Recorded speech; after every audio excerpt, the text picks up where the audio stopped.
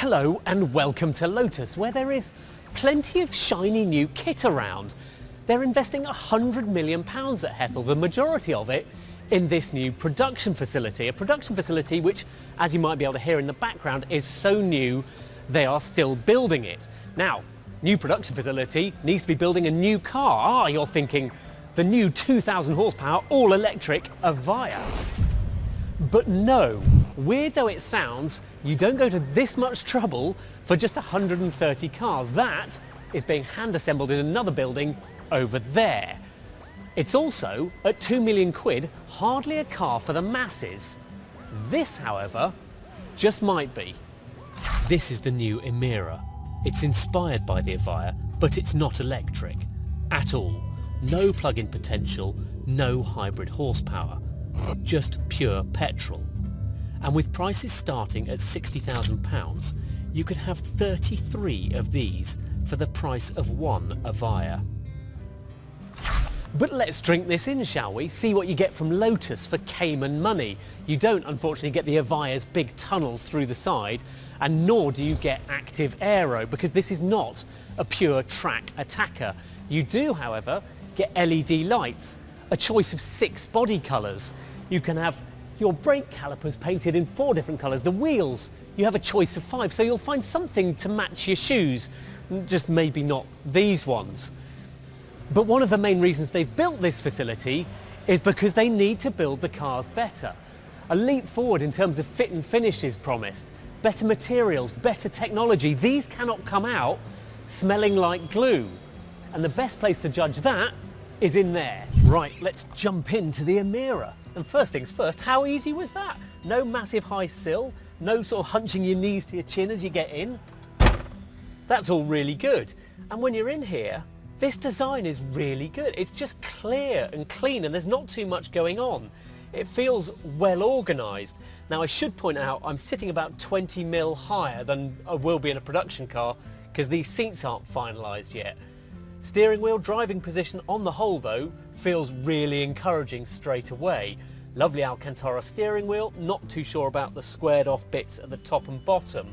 But the quality, the fit and finish feels really good. You've got a sort of Lamborghini style red cover for your start stop button here. It feels nice, the materials, the stitching, it all feels high quality. In terms of gadgets to play with, you've got cruise control and keyless, nothing that's going to set the world alight in that way. You've got a drive mode selector down here, and you've got 2 digital displays. A 12-inch display here, which you control from the steering wheel, and a 10.25-inch touchscreen there. That features Android Auto or Apple CarPlay as standard, while you can also have optionally a 10-speaker KEF system. And I shouldn't think Lotus has ever allowed more speakers into a car before. But more than all of that, you've got quite a lot of storage. There's 2 cup holders here, more storage under there, and a big door pocket. Plus, proper luggage storage back here. You've got 200 litres back here, another 151 in the boot, big enough, Lotus claims, for a set of golf clubs, if anyone ever uses golf clubs as a measurement these days. Right, that's quite enough about practicality. Let's talk performance. So look, we've come out to the track. All versions of the Emira are obviously mid-engined and rear-wheel drive only, but there's more under here than just a Toyota 3.5 litre V6. That will be the first engine available. It's a 3.5 litre supercharged engine, and all Lotus have said at the moment is going to have between 360 and 400 horsepower. But that's going to mean it's good for 0 to 60 in 4.5 seconds and about a 180 mile an hour top end. And you'll be able to have that with either a manual or automatic gearbox. But there's another option. You can also have a twin clutch gearbox. And if you have that, the engine doesn't come from Toyota. It doesn't come from anyone else you might expect. No, it comes from AMG. That's right, Lotus has started up a technical partnership with AMG that's going to see the Emira fitted with the 2 litre turbocharged engine from the A45. Now, they're being a bit coy at the moment. They're not saying whether that's the full house 415 horsepower engine or the lesser 381 horsepower engine. But either way, that's a very high-tech piece of kit to put in the back of this new Lotus. The only thing is, it's likely to be a bit of a one-off partnership with AMG, because Lotus has said this will be the last car they fit with an internal combustion engine. It's almost like they've sort of gone to the bosses and gone, please, please, can we have one last great engine in the car? And they have. Suspension, down here.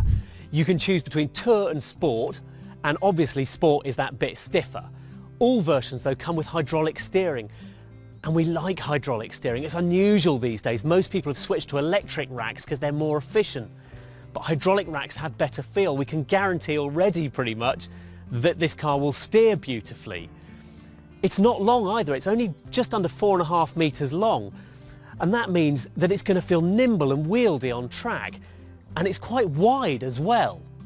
And the width means that will help roll control and all the other stuff we like when we're driving it. But it will also mean that at nearly 2 meters wide, you're going to be at risk on narrow B roads of clattering the cat's eyes and things.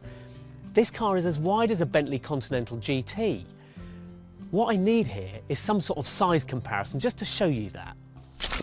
Here's a car you'd never say was too big. It's the original Series 1 Lotus Elise. And look at the size difference between these two. There's 25 years of growth for you, but also a quarter of a century of better safety, technology, luxury and everything else that goes with it. And that explains why this one is nearly twice the weight of that one. But still, in the grand scheme of things, 1,400 kilos, that's pretty competitive. But I wanted the Elise here for another couple of reasons. Firstly, to point out that this is the car that pioneered the bonded aluminium structure that has underpinned every Lotus ever since and still underpins the Emira. But don't go thinking that means the Emira uses an old Evora or Exige platform. Same technology, but all new underneath and built in a brand new facility. Secondly, the Elise has almost single-handedly supported the brand for the last 25 years. If it hadn't come along, I don't know where Lotus would be now, or even if it would still be around. Lotus needs the Emira to reignite the brand in the same way that cars like this did, to remind people of what's gone before as much as what's coming up. Now, the Emira's design is forward-looking, but its technical package unashamedly retro. Lotus themselves describe it as a brand new, old-fashioned sports car. And you know what? That's fine. Tempted? The first cars land next spring, and they land everywhere. It's a global car, giving it the best chance to tackle the Toyota Supra, BMW M2 and Porsche Cayman. Lotus want to sell 5,000 a year. Now that's chicken feed by Porsche standards, but numbers that will make a real difference here and help to keep that new production line humming.